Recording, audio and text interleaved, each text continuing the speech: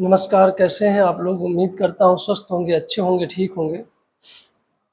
आज हम बच्चों को लेके कुछ चर्चा करने वाले हैं, छोटे बच्चों को लेके।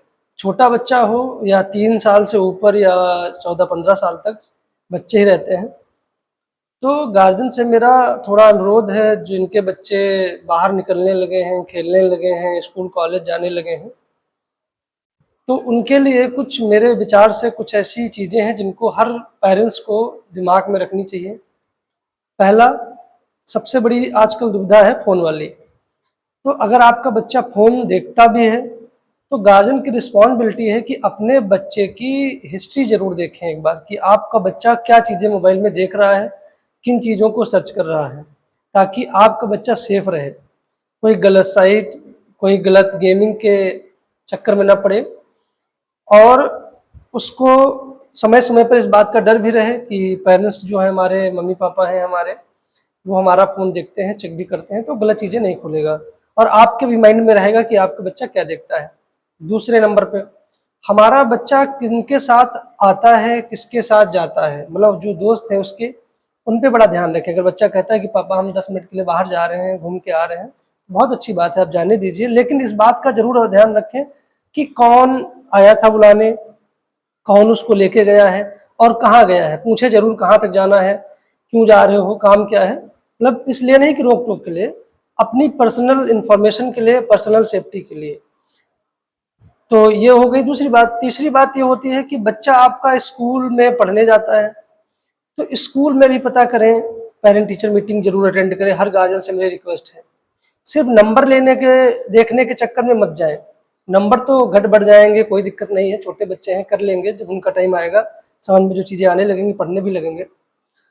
सबसे ज़रूरी है पेरेंट्स को टीचर से मिलना चाहिए। टीचर से अलग-अलग सब्जेक्ट टीचर से मिलना चाहिए, उनसे बात करनी चाहिए कि हमारे बेटे का परफ़ॉर्मेंस कैसा है, हमारा बेटा या बेटी क्या कर रहा है, क्लास में बिहेवियर कैसा है, उसके दोस्त कैसे हैं, ताकि आपको आपके बच्चे के बारे में चीज़ें पता चल सकें।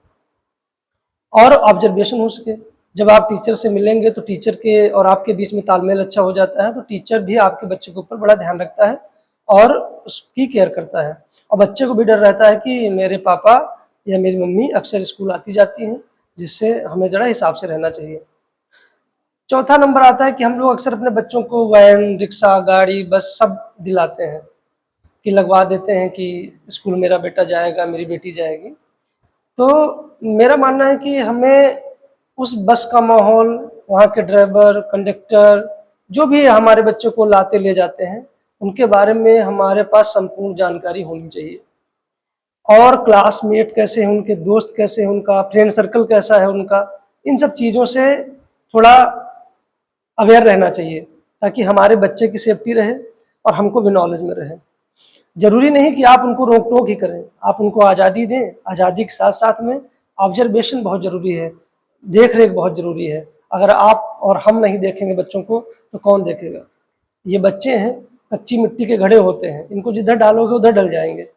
तो देखना, ऑब्ज़र्वेशन करना बहुत ज़रूरी है और ख़ास करके छोटे बच्चों में, बड़े बच्चे कुछ हद तक समझदार होने लगते हैं, रिस्पॉन्सिबिलिटी समझने लगते हैं, तो सुधर जाते हैं, लेकिन फिर भी बच्चा बच्चा होता है। आप हमेशा अपने बच्चे का ख़्याल रखें और अपने बच्चों को अकेले मत छोड़ें, कहीं भी। चाहे कोई रिश्तेदार कितना भी ख़ास क्यों ना हो, सगा-संबंधी क्यों ना हो, अपने बच्चों को अकेला मत छोड़ें। क्योंकि बहुत सी घटनाएँ ऐसी घटित हुई हैं, जिनको देख के किसी पे बिलीव करना बहुत कठिन है।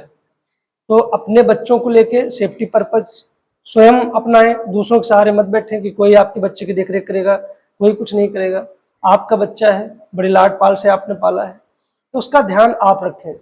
दूसरे के चक्कर में मत पड़ें, स्वस्थ रहें, मस्त रहें। हर हर महादेव।